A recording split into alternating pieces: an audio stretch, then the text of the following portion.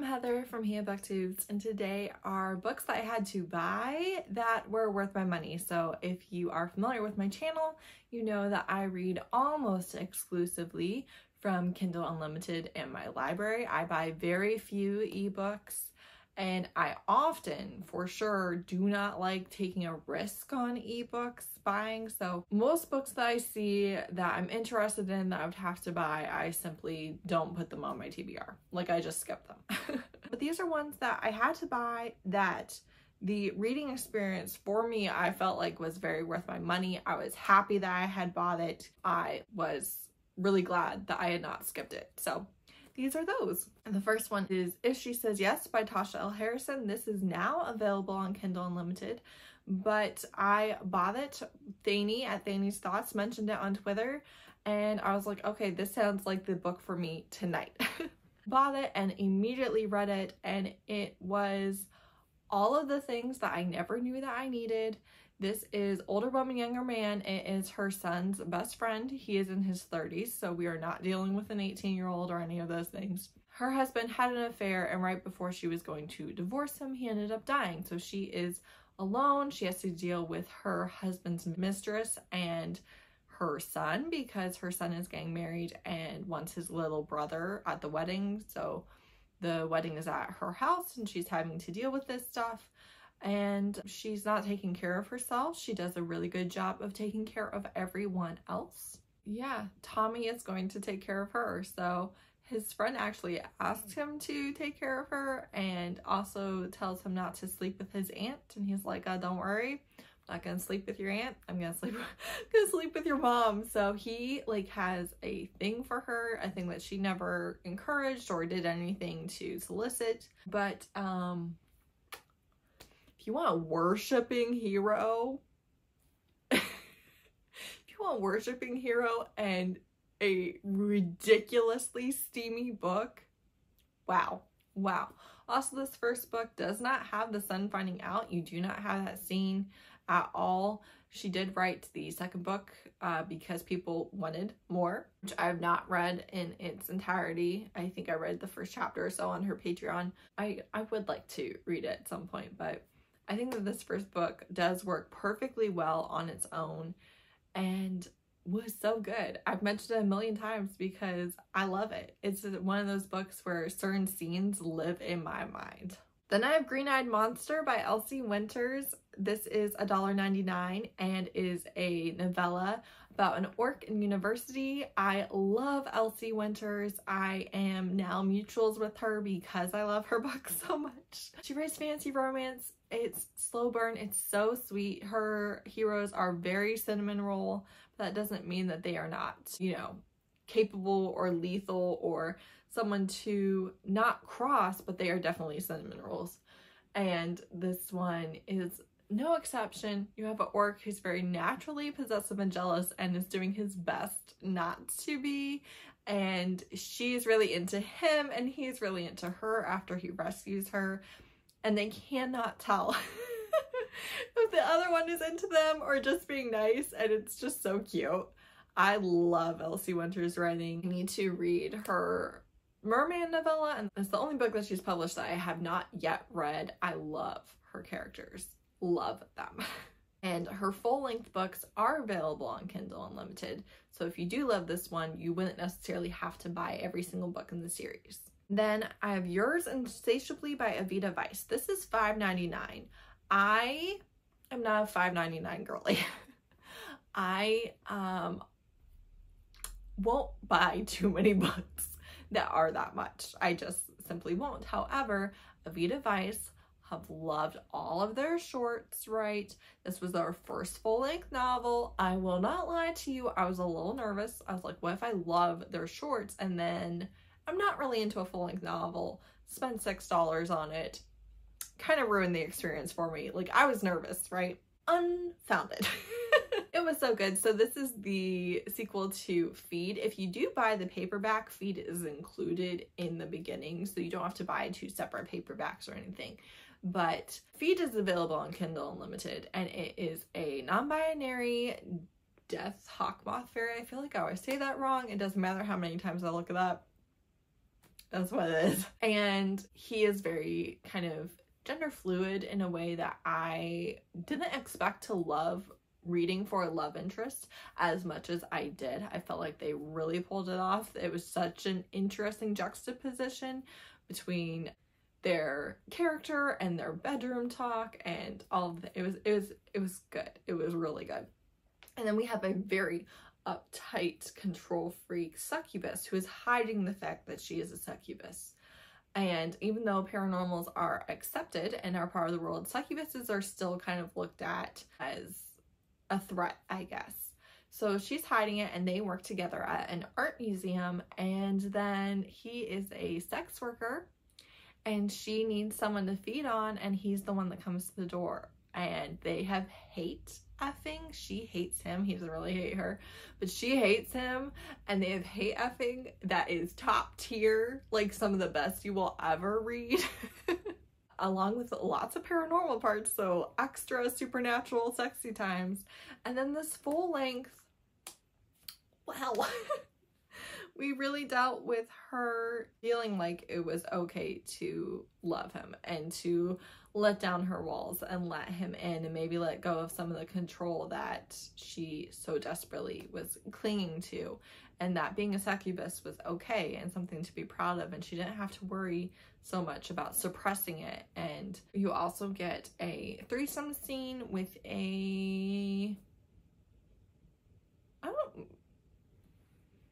maybe she was a siren? I cannot remember now.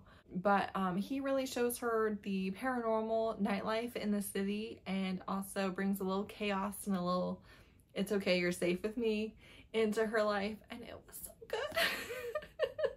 It was so good. I love them. I love them. They're just some of my favorite characters, and I was so nervous to pay this much for their full-length book, and it was worth every penny.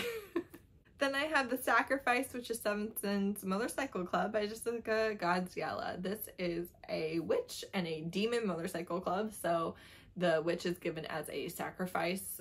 One of their coven is given as a sacrifice every generation to the demons. They don't know what happens to the sacrifice, but she's the one that's given, and she's locked in the basement, and they're not taking care of her, and she doesn't really have great control over her powers, and she's sad, so she's making it rain all over the place, and the demons are trapped. They cannot get back to hell, but demons like hot and dry for obvious reasons. And so the president of the motorcycle club is like, I do not care what you have to do to this woman, make it stop raining. So our hero goes down there and is like, you gotta stop making it rain. And she's like, listen, I can't. I'm sad. I don't have control over the magic. If you want it to stop raining, you're gonna have to make me happy. Like, as long as I'm sad, that's what it's gonna do. So he, takes her out of the basement, lets her have a bath, lets her have a sandwich, and is kind of drawn to her. He dirties her up. She kind of gives him a morality chain, moral compass. And it's so good. I just thought that the Demon Motorcycle Club was done so well and so interesting. Those are two different subgenres that I personally really enjoy, and I had so much fun. I actually got an arc of this, I think, and could have read it, but I was like, I didn't read it before the release, so I was like, no, I'm giving her my money. And I did, and it was so worth it. And this is $2.99, and I love it. Then I have Sacrifice by Katee Robert, which this is currently in Kindle Unlimited, but I bought each book in the trilogy as it came out because it was not available in KU.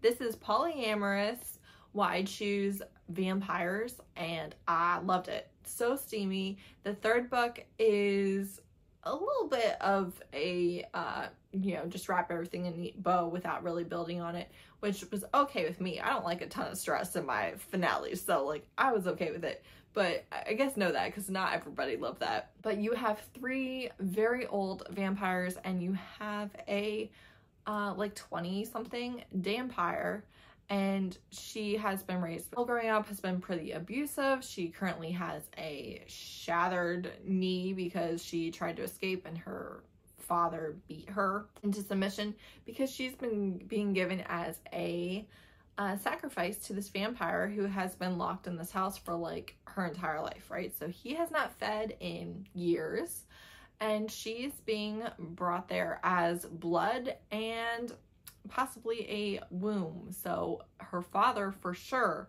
wants the vampire to impregnate her so that he can take the child and have control over this powerful vampire, right? And she will basically be killed once the baby's delivered. So she's not like looking too optimistically at any of this.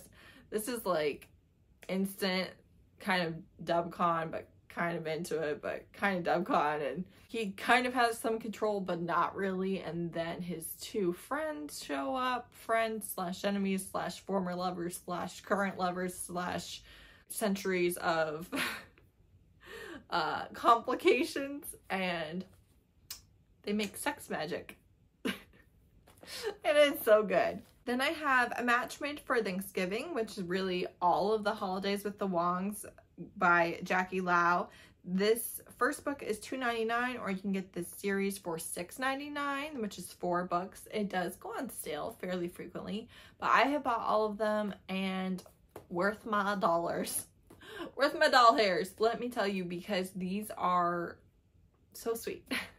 Not only are they often tropes that I don't really care about, but it doesn't matter because I am very into it anyways. So you're definitely looking at low angst, low conflict, and this particular series, the grandparents and parents set all of the kids up with dates for Thanksgiving based on different romance tropes. So because I think the grandma has been reading romance books and it's so cute. They had a one-night stand, which obviously the family doesn't know about, and she is invited as his brother's date. And he has, you know, always done one-night stands, doesn't want anything more, and yet has been thinking about her since their date, and then is weirdly bothered by the idea of her getting along so well with his brother. And it's so cute. The family is amazing. I love them.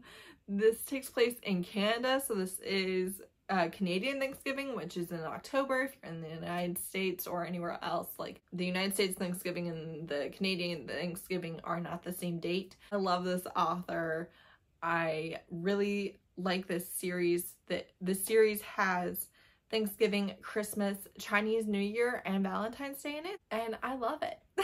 They're so cute and sweet, even when they do deal with more difficult things like homophobia or racism. It does not bring down the tone of the book. I feel like it's still a very safe read, even with those things sometimes dealt with. So I love them. Then I have Deal with the Demon by Chace Verity. This is now available in Kindle Unlimited, but I did buy it, and this is so good. You have a single mom who's overwhelmed, who needs help, and she gets an app on her phone that like she keeps seeing all these things for. Her teenage kids talk her into it, and lo and behold, she gets a demon, and he will do anything that she wants. So she can do all sorts of awful things to him, whatever it is. He's trying to get her a success. She has been chosen to get a success because she is worthy of it. And she's like, absolutely not. I'm not doing any of that. That's terrible. And she decides what she really needs is someone to be at home with her kids during the night so she can take on this second night job while she looks for another job. And that's what she asked him to do. And of course he cleans and cooks and makes cinnamon rolls, and he's like a 7-foot scarred horned demon who wears like a frilly apron to not be naked. And not everyone can see demons, but her family can. So like she'll be walking along with him on the sidewalk and people can't see him. So sweet. So sweet. I loved them. I loved them. I love this whole series. I would even argue that the second book is probably my favorite, but I did not have to pay for it. So this first book, I've read it twice. It's so good. Chace Verity writes queer paranormal. Everybody's queer. I love that personally. And I just love their little family. They're so cute and sweet. I mean, single mom and a demon who like is a house husband. Give it to me. I was sold immediately and it did not disappoint. Then I have The Girl in the Mist by Kristen Ashley. I paid $5.99 for this. I have like for the last year or two been ordering the Kristen Ashley books that I want to read. It's like one every 3 months. It's $6. It's my favorite author. Like, let me live. You know, so I was like, you know, Heather, you can do this. It will be fine. So I have been, and this is her first romantic thriller. It was my first romantic thriller that I read, and I was a little unsure. One, I was not sure if it was going to end in a happily ever after or not, but it does. So that sense, the romance is romance, right? You do have the couple ending together, but this was so good. So good. I feel like it's kind of a dark romance gone wrong with the mystery element, and you have stalkers and serial killers and the murder of young girls. You have a murder of like a child and also a college student and things like that. So be aware of those things, but she was a famous actress who is now a famous author, and she has a stalker, and so she gets told to lay low, so she buys this like lake house, and her neighbor is supposed to be keeping her safe. He's a former FBI profiler, and he has 2 adult sons and then a teenage girl. She has adult girls who don't live with her or anything, but the meshing of their families, they were so cute. They were so sweet. I loved it so much. These characters are in their 50s, I believe, so you have older main characters. The pacing, the thriller element worked for me so much. The second book is coming out soon. I can't wait to buy it. So while I do buy most of Kristen Ashley's books, I think this would be a good one for you to read or to buy because, you know, it works perfectly well as a standalone. It's the first book, all of those things, and really I wasn't completely sure about, but it delivered for me so incredibly well. One of my favorite books of 2022, if we're gonna be honest about it. Then I have Curiosity by Christina C. Jones. This is $2.99. You do have to buy this on her website. It's not available on other sites. This is Black vampire novella, and she does not know that vampires exist, and he was very alpha. There was steamy times. There was a little bit more world building that I felt needed to be in such a brief novella. But if you really like Christina C. Jones, obviously a ton of her books are available at Kindle Unlimited. But I'm always kind of into diverse paranormal. Like I'm often intrigued by that. And so this I thought was done really well, especially for how short it was. And I was very happy that I had bought it. And lastly, I have The Devil's Bargain by Ryan Fox. This is now available on Kindle Unlimited. If you want to pick it up, this is another novella. This is Mpreg, demon, summoning, grimoire, black nerd in Philadelphia that's like a middle-aged guy with like sweater vests and stuff. Instalust sees this grimoire at an auction, and for inexplicable reasons he must have it. So he spends way too much money on it, takes it home, gets this demon. The demon makes him his mate, makes him pregnant, also takes on like a human form so that they can live happily ever after in the suburbs. I don't know. I was really into it. I've read it twice now, so I do highly recommend. I just really do like it, even though I wouldn't say that it's something I reach for extremely often. It worked. It worked. I loved it. So that's it. Those are some of the books that I have bought, purchased, read, and then was like, you know, I'm so glad I bought that. That was so good. So let me know any that you might have that you're just like, listen, it's worth every penny. Let me know. These are ones that I love, and I think you all should read and buy. So thanks so much for watching. Bye.